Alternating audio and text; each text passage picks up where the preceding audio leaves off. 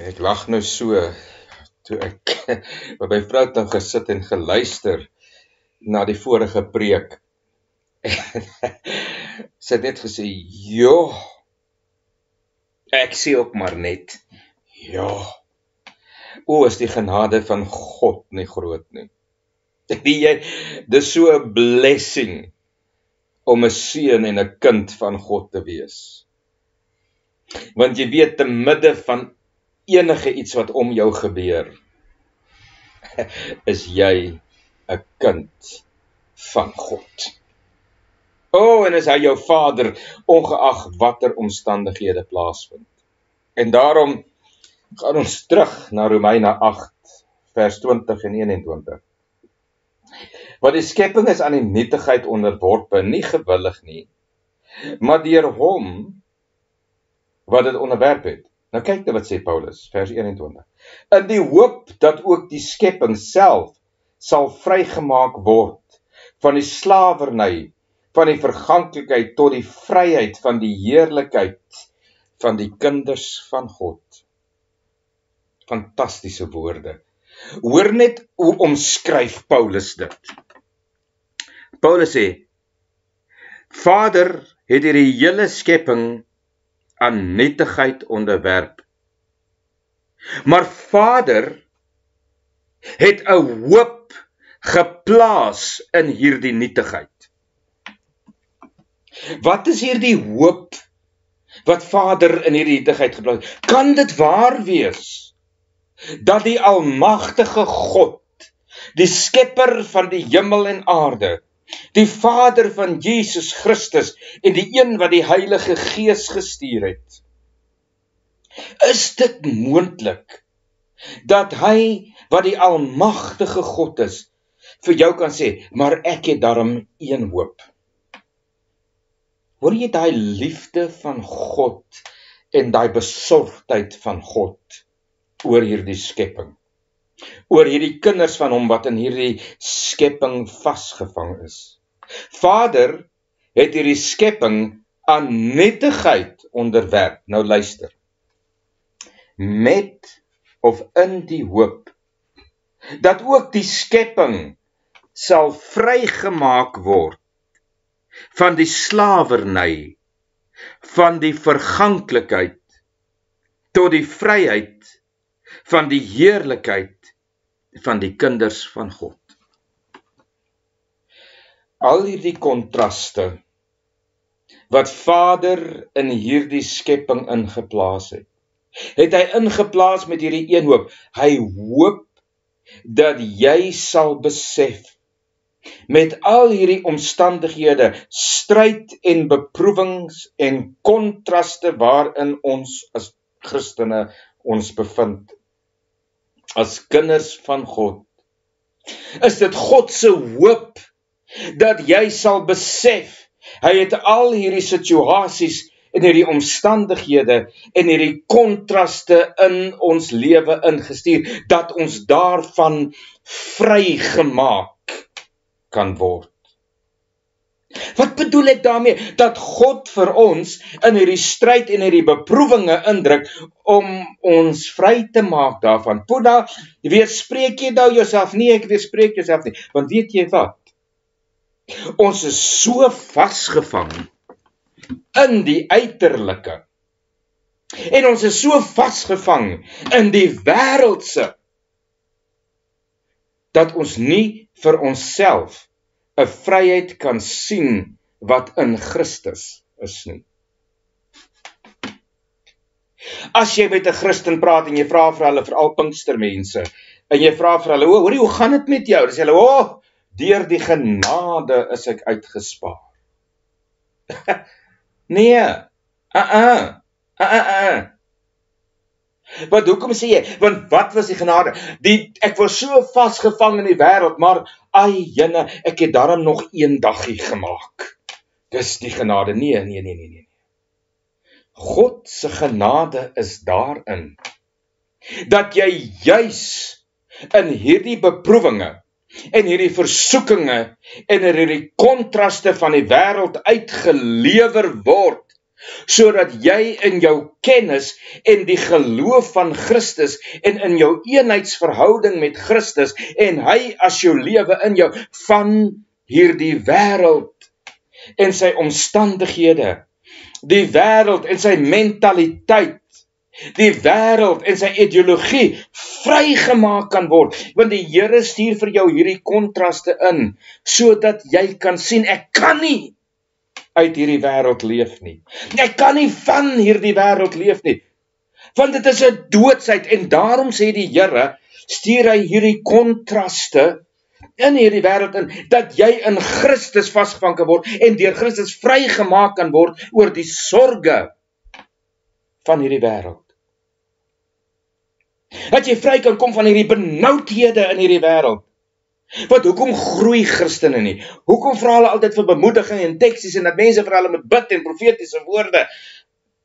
Want hulle weet nie dat hulle nog vasgebind is, in gevangenskap gehou is in hierdie wêreld nie, want hulle besef nog nie dat Christus het jou vrygemaak van hierdie wêreld. Christus het jou verlos uit hierdie wêreld uit, sê in Filippense, sê in Kolossense, sê hy orals deur sy geskrifte. Sê Petrus, God het jou vrygemaak van hierdie wêreld. Maar wat is die metode wat God gebruik om jou vry te maak van hierdie wêreld? Dis nie om die situasies uit te lig en te verwyder nie, maar dis om jou in jou verhouding en jou eenheid van gees met Christus vry te maak van die wêreld en vir jou te herinner dat jy's 'n kind van God, in God se huis geplaas, en dis waar jy gaan wees aan die einde van hierdie wêreld. As jy kyk na Hebreërs, jy kyk na die laaste hoofstukke, nou ek sê Paulus het Hebreërs geskryf, dan praat Paulus van iets baie interessant. Hy sê dat Christus het nie in Jerusalem gesterf nie, maar hy het buite Jerusalem gesterf. Dit beteken dat Jesus het buite die profete afgesonder en verwyder van die wet en verwyder van sy menslikheid buitekant die Ou Testament, buitekant die wet, buitekant die vleeslike gemak, het hy gaan sterf. Buitekant die poorte. Want binne in die poorte was daar winkels en klere en kos, maar buite die poorte was hy kaal, vasgespijker op 'n kruis, buitekant Jerusalem. Weet julle hoe diepseggend is daai vers? Want die Here sê vir jou, dat jy binne in Christus, en met hierdie Christus in jou, buite kant hierdie wêreld is. Jy is bo hierdie wêreld, jy's uit hierdie wêreld in Christus Jesus, maar ongelukkig is jou liggaam nog hier. Maar hy sê, maar hy bring juis daai beproewinge, hy bring juis daai versoekinge in, dat jou sielspersoon bevry kan word van jou verbondenheid met die wêreld. Wat sê Paulus, Kolossense 3, soek die dinge daarbo, daar waar Christus is, daar waar God is, daar waar Christus is aan die regterhand van God. Bedink daai dinge, want jou lewe is daar in Christus aan die regterhand van God verborge, want wanneer Christus wat jou lewe is, geopenbaar gaan word. Hoor jy wat hy sê, bedink daardie dinge. Wat sê Paulus? Laat hierdie selfde verstand in julle wees wat in Christus Jesus was. Alhoewel hy God was, het hy dit nie roof geag om gelyk aan God te word nie, maar hy het hom ontledig. Ja, en hy was gehoorsaam tot die dood van die kruis. Hoekom is ons in hierdie stryd en die beproewinge? Hoekom plaas die Here hierdie stryd en die beproewing in ons, dat ons kan kruis toe gaan en besef dat in hierdie Jesus Christus het ek die wêreld afgesterf. Ongeag hoe swaar my omstandighede is, ongeag hoe swaar my situasies is, dis in die kruis afgehandel. Ja, dit gaan daar wees. Dit gaan vir my aan, want Paulus sê, ek weet wat dit is om honger te wees, om kaal te wees, om uitgewerp te wees, gestenig te wees, vir dood nagelaat word. Hy sê, ja, ek is neergegooi, maar ek is nie verwerp nie. Gaan lees dit, 2 Korintiërs hoofstuk 4 en 5, gaan lees dit. Hy sê, as ons neergewerp, ons is nie vernietig nie. Al is ons seer gemaak, ons is nie dood nie. Gaan lees dit, ek paraphrase nou maar so.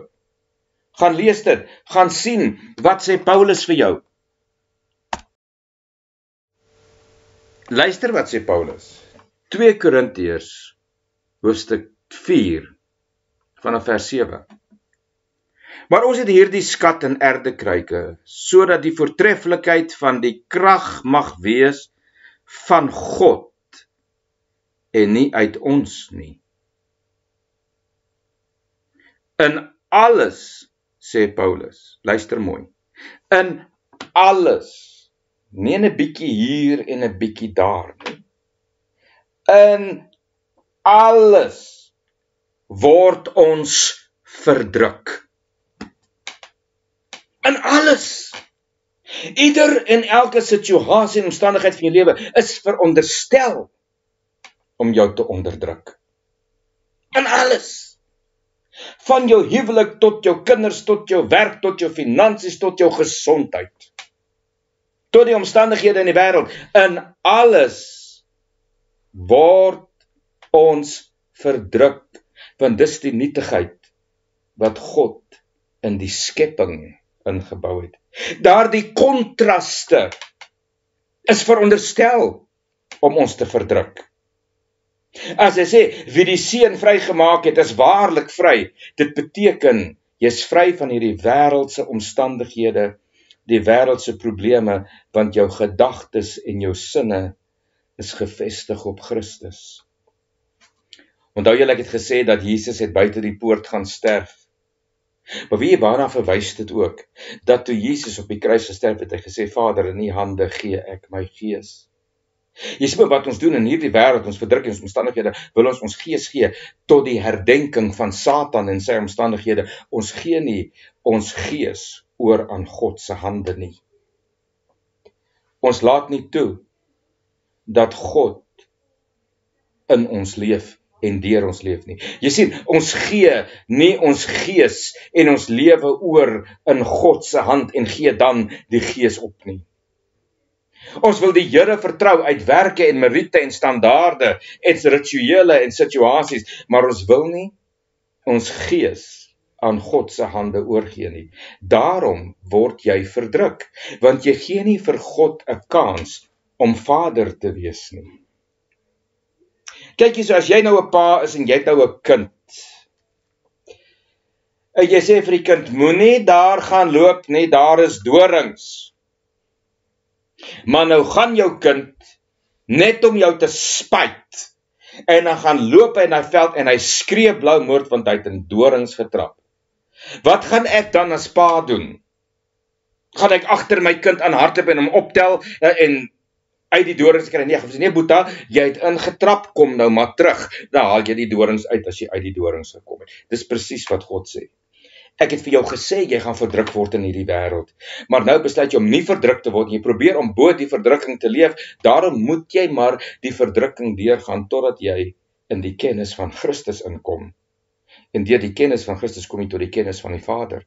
Jy sien, want die Vader moet die verdrukking stuur. Wat sê Paulus? Hy sê, in hierdie wêreld het ons altyd 'n stryd tussen die siel en tussen die vlees. Tussen die gees en tussen die siel. Daarom sê hy, dis noodsaaklik dat jy moet skei tussen siel en gees en liggaam. Want jy moet weet, jou lewe word nie bepaal en gedetermineer en gedefinieer deur jou liggaamslewe nie. Omdat jy kanker het, is dit nie die kanker wat jou definieer nie. Dis die Christus in jou wat jou definieer. Die Christus in jou gaan jy nie noodwendig uit die kanker uithaal nie, maar hy gaan vir jou die krag gee om die verdrukking van die kanker deur te gaan. Nou luister wat sê Paulus. Paulus sê, in alles word ons verdruk, maar ons is nie te neergedruk nie. Ons is verleë, maar nie radeloos nie. Vervolg, maar nie verlate nie. Neergewerk, maar nie vernietig nie. Dan sê hy, luister nou mooi, wat sê Paulus? 2 Korintiërs 4 vers 10, luister na die woorde. Gedurig, voortdurend, aanhoudend, sonder ophou. Gedurig dra ons in die liggaam om die doding van die Here Jesus, sodat ook die lewe van Christus in ons liggaam openbaar word. Want altyd word ons wat lewe, luister nou, maar altyd, nie somtyds nie, altyd, word ons wat lewe, oorgelewer in die dood, om Jesus ontwil, sodat ook die lewe van Jesus in ons sterflike vlees openbaar word. So werk die dood dan in ons, maar die lewe in julle. Hoor jy hoe diep Paulus hier praat? Gedurig dra jy die doding van die Here in jou liggaam. En dan sê hy hierso, Romeine 8:21, in die hoop dat ook die skepping self sal vrygemaak word van die slawerny, van die verganklikheid tot die vryheid van die heerlikheid van die kinders van God. Jy word onderdruk, vervolg, verleë, sodat hierdie lewe van Christus vir jou kan bevry van jou verbondenheid met die liggaam, met die wêreld en sy ideologie. Dis nie lekker woorde nie, maar dis die waarheid. As jy vir my sê, nee, maar ek dra nooit die stories nie, ek dra nooit die probleme, gaan ek vir sê, broer, suster, bekeer jou.